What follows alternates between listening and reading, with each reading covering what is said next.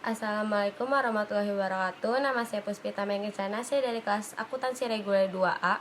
Di sini saya akan menjelaskan tentang konsep dasar kewirausahaan Islami untuk memenuhi tugas kewirausahaan Islami.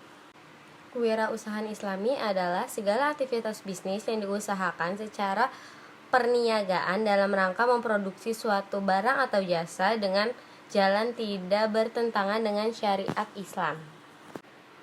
Tujuan kewirausahaan Islami yang pertama itu meningkatkan jumlah kewirausahaan atau wirausaha yang berkualitas. Yang kedua, memberikan kesadaran terhadap masyarakat untuk berwirausaha dengan tangguh dan kuat. Yang ketiga itu memajukan dan mensejahterakan rakyat.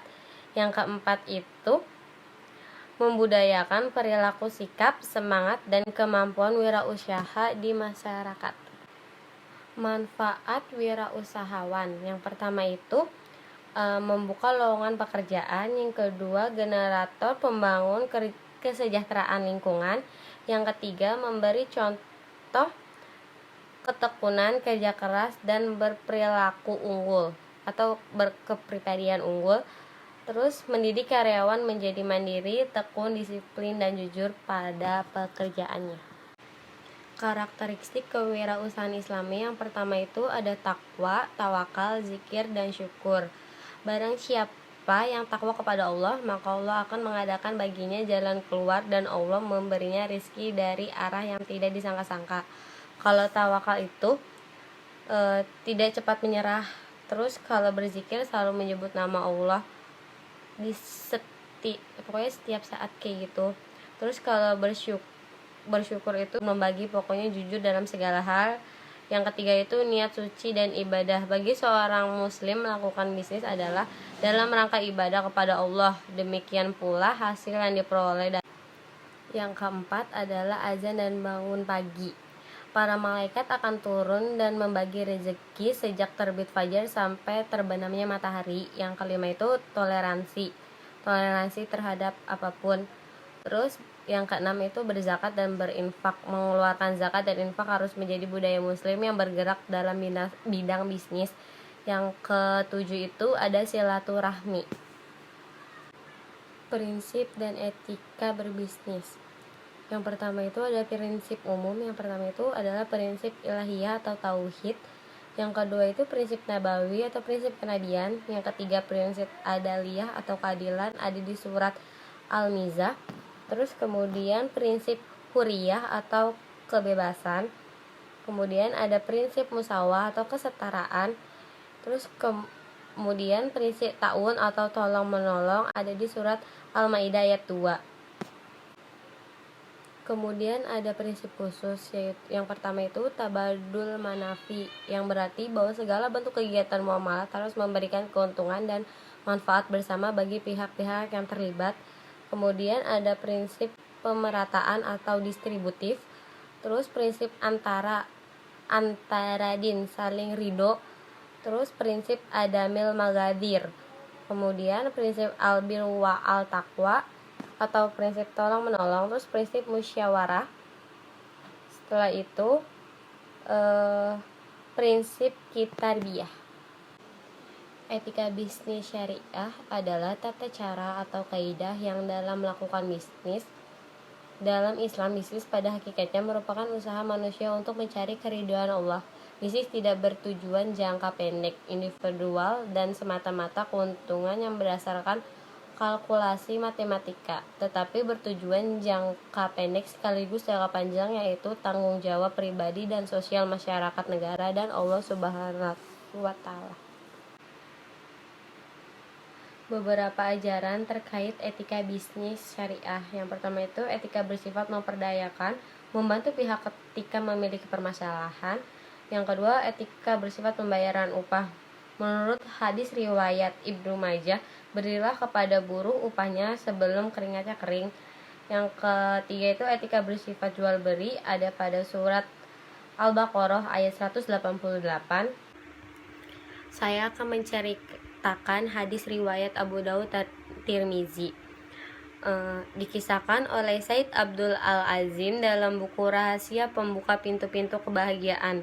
Anas bin Malik meriwayatkan, suatu hari salah satu sahabat Ansor pernah datang ke hadapan Rasulullah SAW untuk meminta sesuatu. Rasulullah SAW bertanya, apakah di rumahmu benar-benar tidak ada apapun? Ia menjawab, wahai Rasulullah, di rumahku hanya ada kantong kain terpal. Satu bagian saya pakai, satu bagian lagi saya bentangkan untuk saya tidur. Selain itu, hanya ada sebuah gelas yang saya pakai untuk minum. Rasulullah menjawab, bawalah kedua barang itu padaku. Orang Ansor itu pun membawa barangnya ke hadapan Rasulullah. Kemudian Rasulullah mengambil barang itu dan mengumumkannya.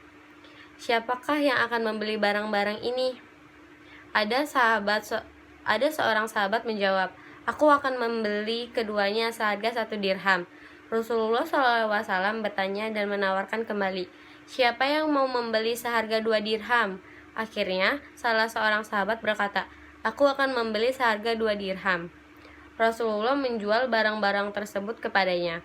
Kemudian beliau memberikan uang dirham itu kepada orang Ansor tadi. Belilah makanan dengan 1 dirham dan beri makanlah keluargamu. 1 dirham lagi, belikanlah kapak dan bawalah kapak itu kepadaku, ujar Rasulullah. Orang Ansor itu kemudian membeli kapak dan membawanya ke hadapan Rasulullah.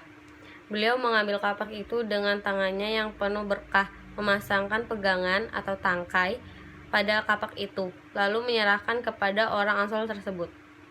Pergilah, potonglah kayu dan juallah Jangan datang kepadaku sebelum 15 hari, perintah Rasulullah. Orang Ansor itu melakukan apa yang diperintahkan dan datang lagi setelah 15 hari dengan membawa uang 10 dirham.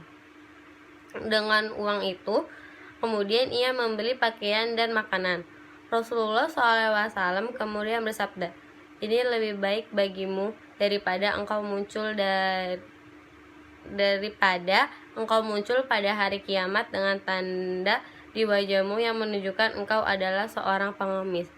Hadis riwayat Abu Daud dan Tirmizi. Alasan saya ingin menjadi seorang entrepreneur dan rencana saya di masa mendepan tuh gimana sih? Alasannya itu karena saya ingin membuka lapangan pekerjaan untuk banyak orang. Kemudian menjadi seorang pengusaha itu memiliki banyak waktu, terus kebebasan untuk bekerja, jadi kita memiliki waktu lebih banyak keluarga gitu, itu bisa.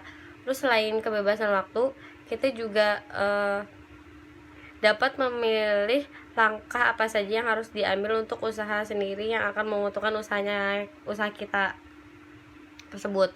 Terus rencana saya di masa mendatang tuh gimana? Karena saya doyan makan dan saya ingin menjadi seorang pengusaha, saya akan membuat wirausaha, yaitu makanan gitu, yang jelas makanan lebih ke cemilan, jadi makanan kecil gitu, makanan pedas kayak gitu. Jadi karena saya suka makan dan doyan nyemil, jadi pengen bikin usaha dari hasil saya sendiri, terus dipublish, baru saya akan menjual makanan tersebut. Selain itu, saya juga ingin membuka di bidang fashion karena saya suka banget sama fashion. Mungkin itu aja. Cukup sekian penjelasan dari saya, kurang lebihnya mohon maaf. Assalamualaikum warahmatullahi wabarakatuh.